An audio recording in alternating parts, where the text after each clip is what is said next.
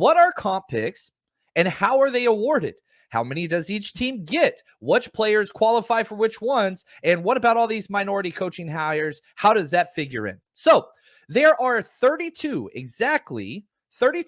comp picks given out each year for players. Okay, now this is a new addition. The NFL draft is only 7 rounds. Okay, we all understand that. But why are there 256 picks? Well, there's legitimately 8 rounds in the NFL draft, even though it's disguised as 7. Because they give out 32 comp picks. These are picks that are given out to try to level the playing field for teams that lose a lot. It's something that was put in to basically help teams because of the salary cap, because you can't sign everybody. And so whenever you lose these key players, the NFL basically tries to find a cheap way to reward teams that develop and then their players leave for bigger contracts and try to help them out that way.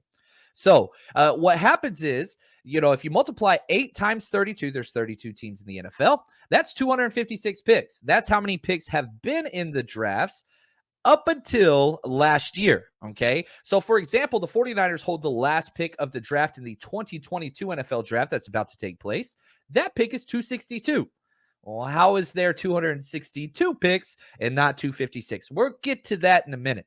So, let's go over the metrics for exactly how you determine what comp pick is going to be and all those things. It's a threefold path. And Tommy, I want to say thank you, man, for your gift and your question. I'm going to pin that one and put that into our next podcast that we're going to do later today. But I want to try to stay on top of the comp pick discussion right now. I don't want to get it too convoluted by jumping back and forth. I think it's confusing enough as it is.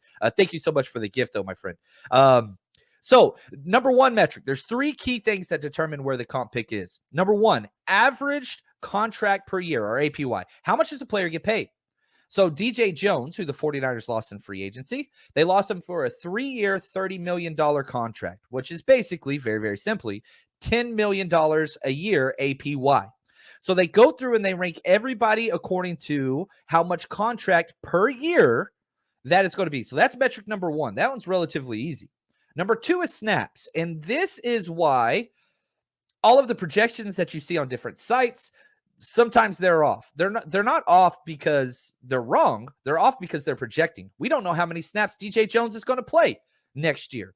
So you can take a guess, and he's a defensive lineman. So defensive linemen usually on the lower end of snap counts for offensive defensive players. So even though he's at $10 million per year, the projection for somebody like Evan Ingram, who signed for $9 million a year, he is projected to be a higher comp pick than DJ Jones. Why? Because he's going to get more snaps. He's a tight end. Tight ends usually play more snaps a game per year than defensive linemen, who are always rotating. So number 1, we have contract. Number 2, we have snaps throughout the year. And then number 3, which isn't used too often, that's NFL honors. So MVP, Offensive Player of the Year, Comeback Player of the Year. So this is if you qualify for one of the AP teams or one of the Pro Football Writers Association on-field awards. That gets calculated in there as well. So those are the 3 metrics, okay? Average contract per year, snaps, and then NFL honors.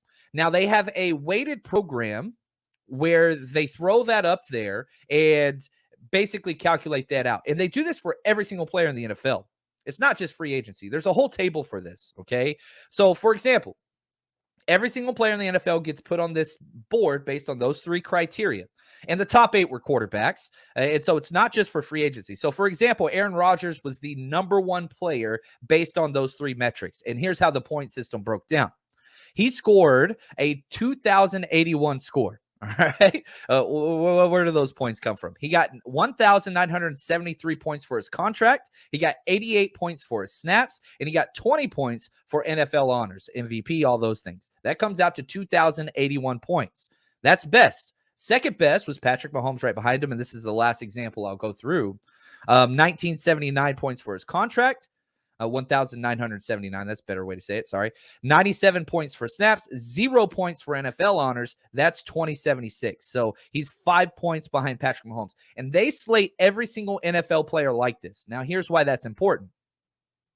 Because what happens is whenever a free agent leaves a team, where do they fit on that chart Where do they slot in? That determines what round comp pick it's going to be. And they have a formula for that as well. They're so kind to us. So, for example, Joe Thuney, the lineman that left the Patriots, he was the top slated free agent that changed teams on that chart, okay? And to qualify for a third-round comp pick, you have to be in the top 5% of the NFL. So, for example, let's just say it was a terrible class of free agents and nobody signed for very much money. They don't have to give out a third-round comp pick. That is the highest round draft pick that you can receive is the third round. You can't get a second, can't get a first unless they change something. But right now, third is the highest. So back to Joe Thuney. Okay. He was the number one free agent as far as cap, snaps, NFL honors on that list that switched teams. So the Patriots should get a third round pick, correct? Not so fast, my friend. Because the Patriots lost him, this is where it gets even more complicated.